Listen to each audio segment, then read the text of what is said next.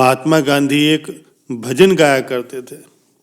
वैष्णव जन तो तेने कहिए, जे जीर पराई जाने रे। अर्थात दूसरों के दुख को जानकर जो उसमें सहभागी होता है वही वैष्णव है। कहते हैं कि भगवान विष्णु के वंशज ही वैष्णव होते, मगर ईश्वर का अंश तो सभी में है। जो संसार या समाज के दुख के निवारण हेतु विष्णु की तरह कर्म करता है उसे ही वैष्णव मानना चाहिए। जो इंसानों में फर्क करे उसमें ईश्वर का वास भला कैसे हो सकता है, क्योंकि सभी लोग एक ही पिता की संतान होने के नाते जाति धर्म रूपी भेदभाव की दीवारों से परे हैं। और वैष्णव का दूसरा नाम है मानवता।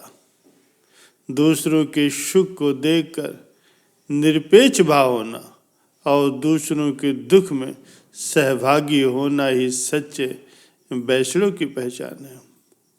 ये कैसी विडंबना है, एक तरफ तो भगवान की पूजा आराधना करते और दूसरी तरफ हिंसा करते हैं।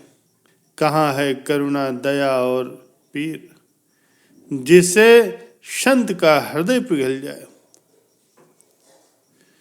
राष्ट्रपिता महात्मा गांधी ने समाज में इस बात को बहुत गहराई से देखा और फिर कहा, पीर पराई जाने रे। और तुलसीदास ने भी कहा है कि परहित सरिस धर्म नहीं भाई, अर्थात मनुष्यता के मार्ग पर सदैव अग्रसर रहना ही सच्चे भक्त की निशानी है।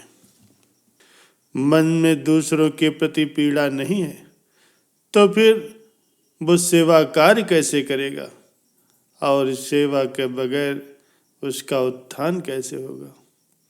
सारा संसार अंधा बन करके दूसरों की पीड़ा को भूल चुका और स्वार्थ के वशीभूत होकर के हर व्यक्ति अपने समाज को लूटने और खसोटने में लगा है। प्यारे सज्जनों, एक कहानी है जिसके जरिए मानव जीवन में और उसके व्यवहार का बहुत बड़ा पाठ सीखने को मिलता है। किसी गांव में एक ब्राह्मण को विवाह के कई साल के बाद एक पुत्र प्राप्त हुआ, लेकिन कुछ सालों बाद ही उस बालक की असमय मृत्यु हो गई। ब्राह्मण शव लेकर के शमशान पहुंचा। वो मोहवश क्रियाक्रम नहीं कर पा रहा था। उसे पुत्र प्राप्ति के लिए किए गए जप तप और पुत्र का जन्मोत्सव याद आ रहा था। क्योंकि बच्चा काफी छोटा था, इसलिए उसे परंपरा के अनुसार जलाने की बजाय उसे भूमि में दफनाना था। प्यारे सज्जनों, उस शमशान में एक गिद्ध और एक सियार रहा करते थे।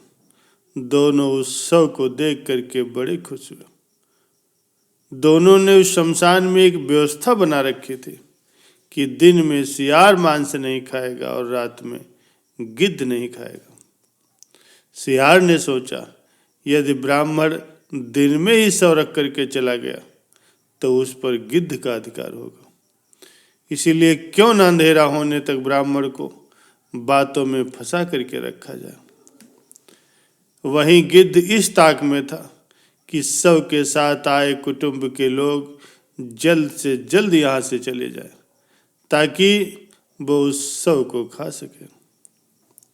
गिद्ध ब्राह्मण के पास गया और उसने बैराग की बातें शुरू की। गिद्ध ने कहा, हे मनुष्य, आपके दुख का कारण यही मोह माया है। संसार में आने से पहले हर प्राणी की आयु तय हो जाती। संयोग और वियोग प्रकृति के नियम हैं। आप अपने पुत्र को वापस नहीं ला सकते, इसीलिए शोक को त्याग कर तुरंत ही यहाँ से प्रस्थान करें। संध्या होने वाली है। सायंकाल में शमशान प्राणियों के लिए भयदायक होता, इसलिए जल्दी ही यहाँ से निकल जाना ठीक होगा। गिद्ध की बातें ब्राह्मण के साथ आए हुए उसके रिश्तेदारों को बहुत प्रिय लगी। वे ब्राह्मण से बोले, बालक के जीवित होने की कोई आशा नहीं, इसलिए यहाँ रुकने का क्या लाभ। सियार सब कुछ सुन रहा था। उसे गिद्ध की चाल सफल होती दिखाई दी तो वो भाग करके ब्राह्मण के पास आया। सियार कहने लगा, अरे तुम लोग बड़े निर्दयी हो। जिससे प्रेम करते थे उसके मृत देह के साथ थोड़ा वक्त नहीं बिता सकते, फिर कभी तुम इसका मुख नहीं देख पाओगे। कम से कम संध्या होने तक तो रुक करके इसे जी भर देख लो। उसे रोके रखने के लिए सियार ने नीत की बातें छेड़ दी। जो रोगी हो, जिस पर अभियोग लगा हो और जो शमशान की ओर जा रहा हो, उसे बंधु बांधवों के सहारे की जरूरत होती। सियार की बातों से परिजनों को कुछ तसल्ली हुई और उन्होंने तुरंत वापस लौटने का विचार छोड़ दिया। अब गिद्ध को परेशानी होने लगी। उसने कहना शुरू किया, तुम ज्ञानी होने के बावजूद एक कपटी सियार की बातों में आ गए। एक दिन हर प्राणी की यही दशा होनी, इसलिए शोक को त्याग करके अपने अपने घर जाओ। जो बना है वो नष्ट होकर ही रहता है। तुम्हारा शोक मृतक को दूसरे लोक में कष्ट देगा। जो मृत्यु के अधीन हो चुका हो, क्यों रो रो करके उसे तुम व्यर्थ में कष्ट देते हो।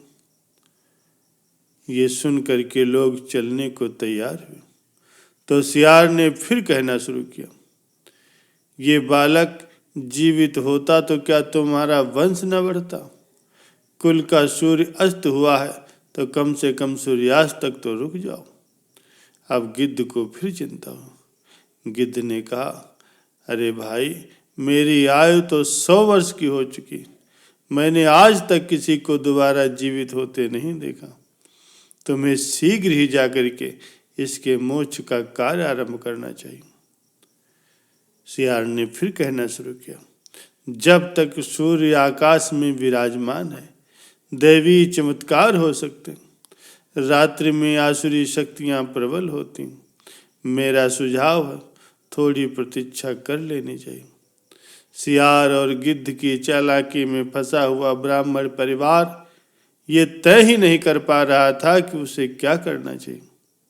अंततः पिता ने बेटे का सिर गोद में रखा और जोर जोर से विलाप करने लगा। उसके विलाप से शमशान कांपने लगा। तभी संध्या भ्रमण पर निकले महादेव और पार्वती वहां आ पहुंचे। पार्वती ने बिलखते परिजनों को देखा तो बहुत दुखी हुई। उन्होंने महादेव से बालक को जीवित करने का अनुरोध किया। महादेव प्रकट हुए। उन्होंने बालक को 100 वर्ष की आयु प्रदान की। ये देख करके गिद्ध और सियार दोनों ठगे रह गए। गिद्ध और सियार के लिए आकाशवाणी हुई, तुमने प्राणियों को उपदेश तो दिया जिसमें सांत्वना के बजाय तुम्हारा स्वार्थ निहित था, इसीलिए तुम्हें इस निकृष्ट योनि से जल्दी मुक्ति नहीं मिलेगी। प्यारे सज्जनों, दूसरों की तकलीफ में अपना लाभ कभी नहीं खोजना चाहिए। अगर कोई दुखी है तो उसे निस्वार्थ भाव से सांत्वना देना चाहिए। दूसरों के कष्ट पर सच्चे मन से शोक करना चाहिए। दूसरों के दुख में जो अपना लाभ देख करके बनावटी दुख जताता है उसे जीवन भर कष्ट भोगना पड़ता है।